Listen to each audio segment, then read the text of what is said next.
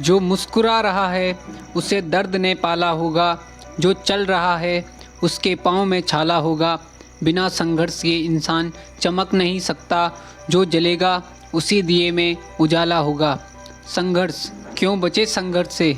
संघर्ष ही तो जीवन की आत्मा है। जितना कठिन संघर्ष होगा उतनी ही शानदार जीत होगी। सो गाइस, चलिए शुरू करते हैं आज की नई स्टोरी।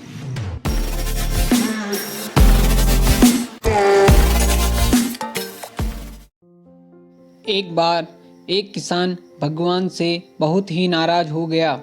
किसान बहुत मेहनती था, बहुत मेहनत से वह खेतों में अनाज उगाता, उसकी देखभाल करता, पर अक्सर उसकी फसल खराब हो जाती।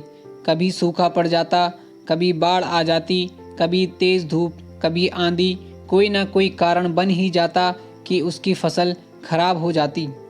एक दिन वह किसान गुस्से में आसमान की ओर देखकर भगवान से कहा, हे ईश्वर, आपको लोग सर्वज्ञाता मानते हैं कि आप सब जानते हैं, कहते हैं कि आपकी इच्छा के बिना एक भी पत्ता नहीं हिलता, पर मुझे तो लगता है कि आप छोटी सी छोटी बात भी नहीं जानते। आपको तो ये भी पता नहीं कि खेती बाड़ी कैसे करते हैं। अगर आप जानते होते तो हर समय जो बाढ़, आंधी और तूफान आते हैं वो कभी नहीं आते। आप नहीं जानते कि कितना नुकसान उठाना पड़ता है हम किसानों को। यदि आप मेरे हाथ में यह शक्ति दे दें कि जैसा मैं चाहूँ वैसा मैं मौसम कर दूँ, फिर आप देखना मैं अन्न के भंडार लगा दूँगा। भगवान इस किसान के तीखे वाक्य सुनकर मुस्कुरा रहे थे और वह किसान के सामने प्रकट होकर बोले, मैं आज से तुझे यह शक्ति देता हूँ कि तुम अपने खेतों पर तुम्हारी जैसी इच्छा हो तुम वैसा मौसम कर दोगे। मैं बिल्कुल भी दखल नहीं दूंगा, तुम्हारी इच्छा से सब कुछ होगा। किसान बहुत खुश हो गया। किसान ने गेहूं की फसल अपनी खेतों में बोई।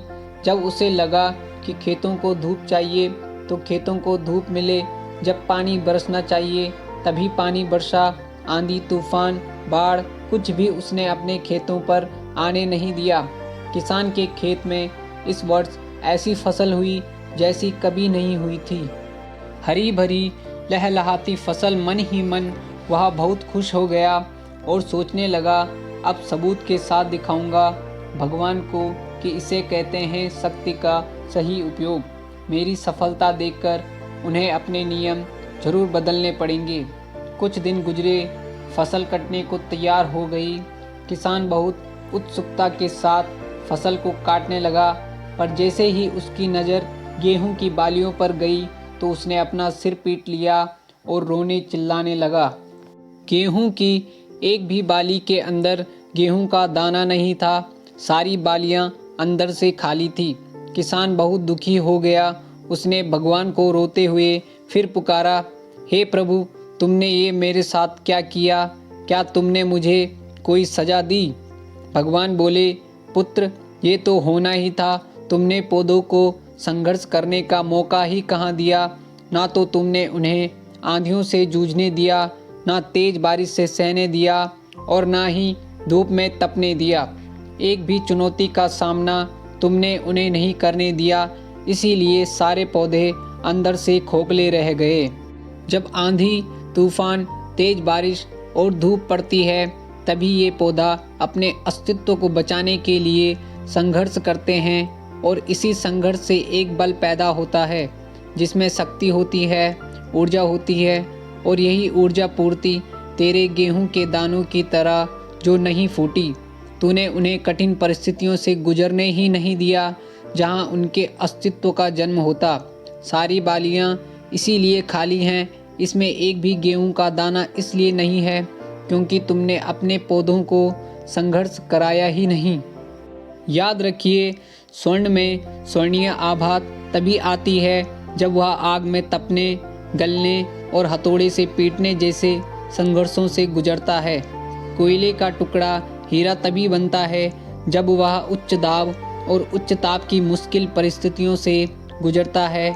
इसी तरह यदि हमारी ज़िंदगी में कोई संघर्ष ही ना हो, कोई चुनौती ही ना हो, तो हम भी गेहूं की बालियों की तरह खोखले रह जाएंगे। और कोई अस्तित्व नहीं होगा हमारा।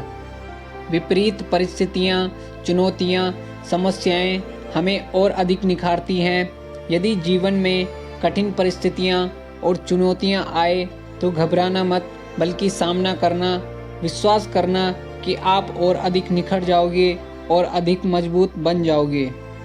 किसी ने कितना सही कहा है, जिंदगी जीना आसान नहीं होता, बिना संघर्ष कोई महान नहीं होता। जब तक ना पड़े हथौड़ी की चोट, तब तक पत्थर भी भगवान नहीं होता। सो गाइज, अगर आपको यह कहानी अच्छी लगी हो तो वीडियो को लाइक करें, कमेंट करें, शेयर करें और चैनल को सब्सक्राइब करके बेल आइकन ज़रूर प्रेस करें ताकि हमारी हर वीडियो आप तक पहुंच सके। धन्यवाद।